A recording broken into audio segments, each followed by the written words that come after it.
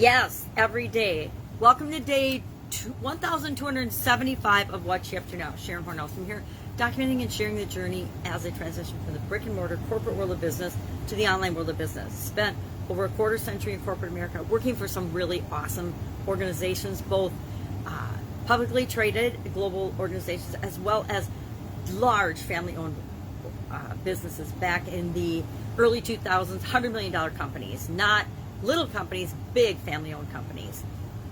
So, and in addition to that, on the side, I always had my own businesses, manufacturing business, real estate businesses, businesses in like 27 different industries. So, been around, done a lot, but as part of my divorce, I decided, hey, I'm old. I'm old enough that I don't want to go back to what I was doing before, but what am I curious about? What am I interested in? I asked myself that question, and I decided I'd always been curious about the internet, about the online world, and I wanted to find out more about it. I wanted to see if I could duplicate my offline business experience and corporate experience in the online world. Still working on that, perfectly honest, still working on that. Haven't done it yet. I had a lot of success in the offline world, and although people say it's easy and you can just jump right on and duplicate it, I have not found that magic process that works for me to create that kind of financial windfall and wealth as before. Doesn't mean I'm not going to. I guarantee I will, just haven't done it yet. So part of what I do every day is I create content. And why do I do it every day? And I want to talk about this, yes, every day. There's certain things that we need to do every day, and I was reminded of it in our annual challenge today to do one thing every day that centers us, or all about me, all about you. Challenge this year is about getting centered, getting focused, understanding and getting to know ourselves better, and figuring out what really is important to us and what makes us tick. A lot of us go through the vast majority of our lives. You might find that this has happened to you, where you're going through the motions every day, but you're not even sure why you're doing it anymore, what your passion is, what your reason for doing things is. And every once in a while we need to get in touch with this. So this year, every day, doing one little thing every day, yes, every day, to create the thing that I want. I want to have a more centered life, and I get that by doing one little thing every single day this year. And to hold myself accountable, I do it with you. I do it with the people that are following along with me, and I hope that they're doing it too. Not, it's up to us each individually to hold ourselves accountable, to move toward what it is we say that we want, and take the action to make that happen. And only I can do that for myself, and only you can do it for you. So today it was about the importance of our everyday duties, the everyday tasks, the things that we are required to do. What would happen if you didn't brush your teeth every day?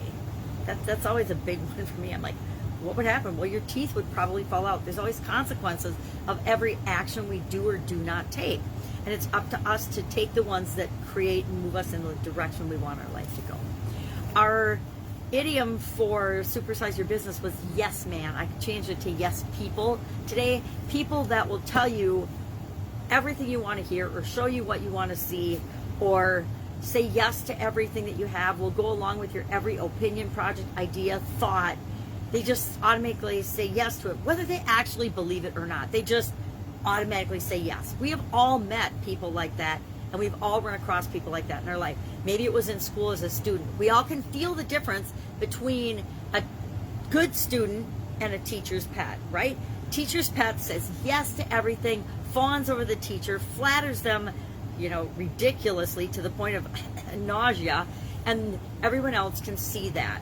Maybe the teacher's pet and the yes person thinks maybe they're doing it on purpose. I don't know. But I think a lot of times it's just inherent in who some people are, is that they just are agreeable and say yes and go along with everything because they don't want to make their mind up or think for themselves. That is my opinion, only my opinion.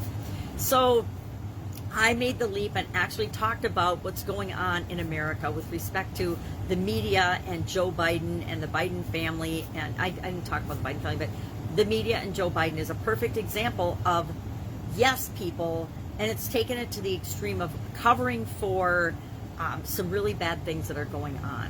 And being yes men, being a yes man or a yes woman or a yes person,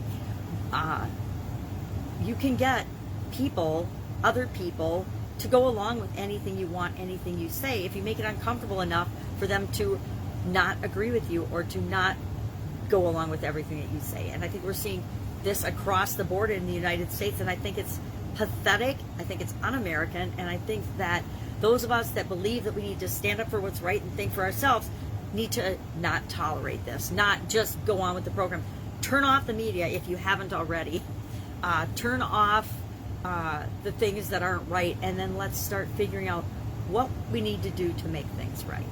All right, that's my tirade of a political nature. It's that if the media were doing this for anyone, I would stand up and say it's wrong. And so what's going on with the Democratic Party, it happens to just be the Democratic Party right now, and the media and the Bidens and the administration right now and our government agencies, sad and pathetic. And that's a prime example of this idiom, this expression, yes man behavior. And what is it doing to our country? The same thing it would do to your organization. I bought a company a long time ago that it turns out looked awesome on paper. Everything was terrific. But when I got into the day-to-day operations of that organization, it was a bunch of yes people. So nothing in the organization was really set up to change and improve and grow and be better. It was all set up to just get more of the same, and more of the same of what the past leader had wanted, which was okay, but it wasn't supersizing a business or exponential growth or making the world a better place in any way, shape, or form. It was just feeding the ego of that particular owner, and never a good thing. So we had to clean house and make a lot of changes and share the expectations, and then we grew and supersized that business. So sometimes what we want, well, a lot of times what we want to hear, what people think we want to hear, isn't what we need to hear, isn't what we need to see, isn't what we need to know. So, we expect people to meet our expectations and follow our lead and be a good example. So maybe we should not be yes people. Maybe we should ask questions. Maybe we should evaluate. Maybe we should think for ourselves. That's my position. That's what I'm doing this year and last year, and I think I have for a long time, but I'm going to guarantee I'm going to continue to do that moving forward and into the future, because it's the only way I can feel semi-good about myself is if I am true to my core values, my core beliefs, my core feelings, and we each have to do that. We each have to decide what is important to me, and is it going along with the program and just rolling and saying yes to who's ever in power or what's ever going on, or is it always following my core beliefs, standing up for what I believe in, and doing what I know is right? Mine is always going to be thinking for myself, turning off the media, turning off the nonsense in the social media, turning off the arguments and the crap that I just don't choose to participate in. All right, enough tirade on that. So every day we need to do things that move us toward the things that we want. That includes taking care of all the areas and aspects of our life, right? We can't outsource I guess we could outsource some of our communication, but not all of it, right? We can't really outsource our relationships. We can't really outsource it. Who used to say it? I can't remember who used to say it, but you can't really outsource your sex life, and that's true. You can't really outsource a lot of things. So the things that you need to be present for, we need to be present for. And the other things, the things we don't have to do, the things we don't like to do, the things we don't want to do, we of course can get help and support and outsource those things. Just make sure we're not outsourcing them to yes men or women. Make sure we're outsourcing them to people that really have the same purpose and vision and mission and principles and values that we do, and are helping to move whatever it is that we're trying to do to make the world a better place, please, forward. So that is our idioms. Get Up and Go Challenge starts August 1st. Again, August 1st through 31st. We're doing the 8th free 30-plus day Get Up and Go Challenge.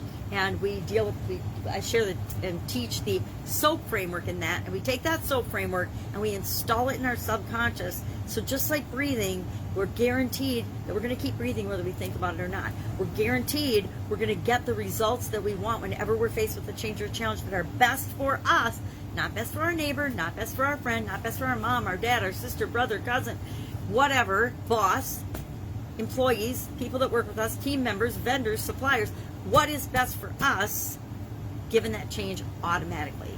And I love knowing that whenever a change or challenge comes my way now, my subconscious is automatically filtering it through the SOAP framework, and I am immediately, not always immediately, but sometimes I have to sleep on it, knowing what is the best course of action and what I need to do, and then I just do it and move on and keep moving forward toward my goals and objectives.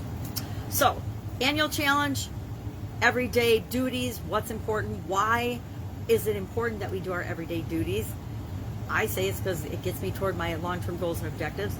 Yes, people, we don't want to be yes people. We want to say yes to the things that are right for us, and no, a resounding no to the things that are not right for us.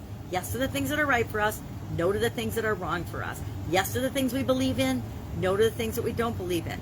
And silence in the middle, not doing anything, sometimes that's okay, but the vast majority of the time it isn't. We need to take a stand either for or against what we believe in. So, I guess I'm pontificating today. Have an absolutely amazing day. Any questions, anything I can help you with, either offline, online, business related, any business function.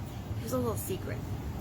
On the Supersize Your Business page on Facebook, there's a private group called Supersize Your Business. And in there is an entire scavenger hunt laid out to walk you through how to set up the framework to supersize and grow your business. If you're not sure of what to do or how to do it or what has to be included, go check out that free resource and see what pieces you're missing. If you have any questions, ask. I am here to help and serve.